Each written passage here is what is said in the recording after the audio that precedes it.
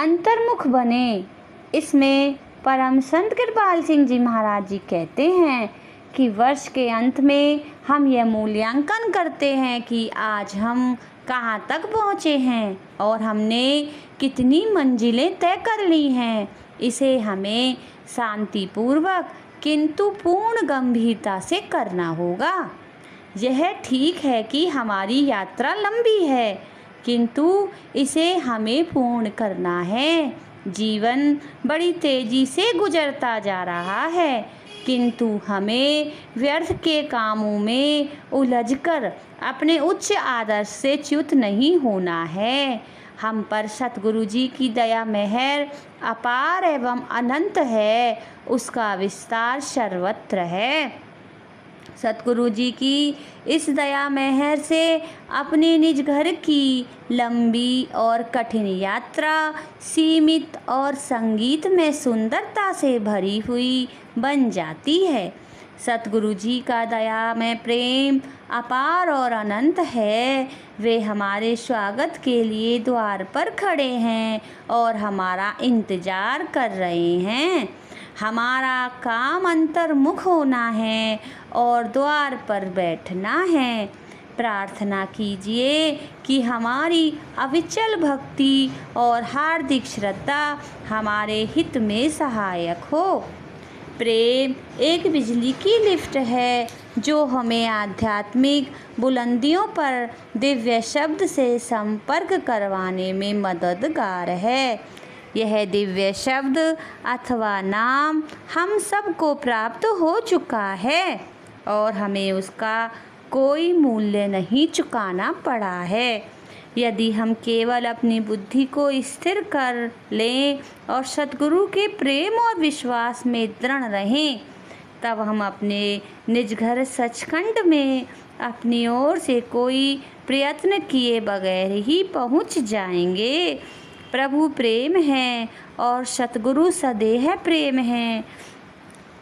वह जब हमारी आत्मा इस अपार प्रेम के संपर्क में आती है, हम प्रभु के प्रेम में पूर्ण रूप से सराबोर हो जाते हैं, जिसके द्वारा हमारे पूर्व पापों का समस्त मैल धुल जाता है और हम प्रभु से एकत्व प्राप्त कर उसमें लीन हो जाते हैं। गौर से देखते जाइए और इस प्रक्रिया को बड़े प्रेम से करते जाइए और अपने अंतर में स्थित गुरु सत्ता के संपर्क में आ जाएं। यह गुरु सत्ता आप में प्रकट हो जाएगी और पग पग पर सत्य के पथ पर आपका मार्गदर्शन करेगी, ताकि आपका प्रेम आप में प्रकट हो जाए। आज का दिन हमारे स्वयं मूल्यांकन का दिवस है। हम अपने अंतर में झांकें और अपनी कमजोरियों को जान जाएं और उन्हें दूर करने का प्रयत्न करें। हम अपने आपस के सब मतभेदों को गर्क कर दें और मिलकर सतगुरु जी की प्रेम भरी भक्ति में बैठ जाएं। हम अपनी आत्मा को शुद्ध कर लें और दिलों से सारे मैल निकाल दें। जब तक हम पवित्र नहीं हो जाएंगे, हम प्रभु के साम्राज्य में प्रवेश नहीं पा सकेंगे। उस साम्राज्य को देखने की बात तो दूर रही। यदि हम अपने प्रभु को तहे दिल से, अपनी पूरी शक्ति से, अपनी पूर्ण आत्मा से और अपने पड़ोसियों से आत्मवत प्रेम करेंगे, यदि हम अपने पक्षपात एवं मतभेद, अपने द्वेष और छोटी छोटी ईर्ष्या को भुला देंगे और अपने दुश्मनों को भी प्यार करेंगे, जैसा कि ईसा मसीह ने किया था, जो क्रॉस पर चढ़कर बिना किसी शिकायत के शहीद हो गया था, तब आपको सारी बरकतें प्राप्त हो जाएंगी और आपको इस लोक में और परलोक में भी आत्मिक शांति प्राप्त हो जाएगी। सतगुरु का प्रेम आपके लिए अपार है। सह अवश्य कठिन है, किंतु वह सदा आपके साथ है और आपका मार्गदर्शन कर रहा है।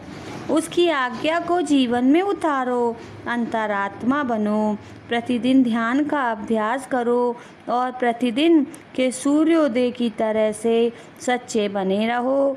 आप भविष्य दृष्टा और शब्द के सुनने वाले बन जाएंगे। आप आत्मा देहधारी हैं, इसलिए आपका कर्तव्य दो तरफा है, शारीरिक और आत्मिक। दोनों कर्तव्य एक दूसरे से जुड़े हुए और गुथे हुए हैं, इसलिए इन कार्यों को बड़ी सावधानी और प्रेम से करना है ताकि आपका उत्साह मंदा न पड़ जाए। अपने कर्तव्य पालन से जी चुराना कायरता है। कर्तव्य का दृढ़ संकल्प से पालन करना मानवता है।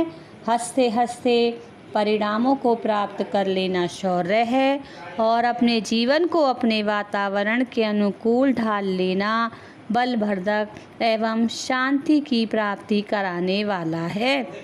तैरना पानी में ही सीखा जाता है, खुश्की में नहीं।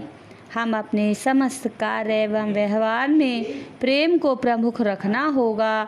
जब हम प्रभु से प्रेम करते हैं और परमात्मा प्रत्येक हृदय में रहता है, हमें सबसे तथा प्रत्येक से प्रेम करना है। हमें प्रभु को सब में देखना है। इस प्रकार से हम दुनिया में भी रहेंगे, फिर भी उससे परे। फिर हमें संसार के प्रलोभन एवं आकर्षण नहीं बांध सकेंगे। हमारे सद्गुरु ने हमें अपने जीवन और आदर्श उदाहरण के द्वारा अपने लक्ष्य की प्राप्ति का मार्ग दिखा दिया है। सद्गुरु के मार्गदर्शन में हमारा लक्ष्य सुसाध्य है। हमें प्रेम, विश्वास एवं उत्साहपूर्वक अपने कर्तव्य का पालन करना है और अपने अंतर में जो महान प्रभु सत्ता है और उसके प्रति जागरूकता पैदा करना है ताकि हम ऊपर उठ सकें। साधारणतया आध्यात्मिक जागृति संतो रातों रात नहीं जागती। हमें इसमें अपना मार्ग स्वयं चुनकर उसे पार करना है। जिस किसी ने सर्वोच्च सीढ़ी पार की है, उसने नीचे की सीढ़ियाँ भी पार की हैं। फिर भी हमें यह विश्वास रखना है कि इस प्रयत्न में हम अकेले नहीं हैं। हमारे प्रयास तो अत्यंत दुर्बल हैं। हम सब गुरु सत्ता की छत्र छाया में सुरक्षित हैं। सतगुरु सत्ता अपनी दया, मेहर, सुरक्षा, मार्गदर्शन हमारी जानकारी के बगैर और बिना मांगे ही हमें प्रस्तुत कर रही है। गुरु सत्ता सदा हमारे अंग संग है। हम लड़खड़ा सकते हैं और गिर सकते हैं, परंतु सतगुरु सत्ता के प्रेम भरे हाथ सदा ही हमें उठा लेते हैं। अपने विश्वास की दृढ़ भूमिका पर हमें खड़े रहना है। लोगों के राह चलते उपदेश एवं विचारों के कारण हमें अपने सच्चे मार्ग से विचलित नहीं होना है। ख्याति, लाभ, पूजा दी चाह की दिलासा हमें पथभ्रष्ट ना कर दे। किसी भी बात पर जल्दबाजी से निर्णय पर आने के स्थान पर हमें अपने सब कार्यों को विवेकपूर्ण करना है। हमें सत्य पर दृढ़ रहना है। प्रेम भरी और नीतिपूर्ण भूमिका के आधार पर हमें आत्मिक मार्ग में अवश्य सफलता प्राप्त होगी। मेरा प्रेम और शुभ भावना आप सबके सच्चे उद्देश्य की प्राप्ति के प्रयत्नों में और निज घर की पवित्र यात्रा में सदा आपके साथ है। संसार सदा दुखों से भरा रहता है और जीवात्मा मोह के अंधकार में भटकती रहती है। इस प्रकार की दुनिया में हमें सर्वत्र सबको प्रेम और दया का उपहार देना है।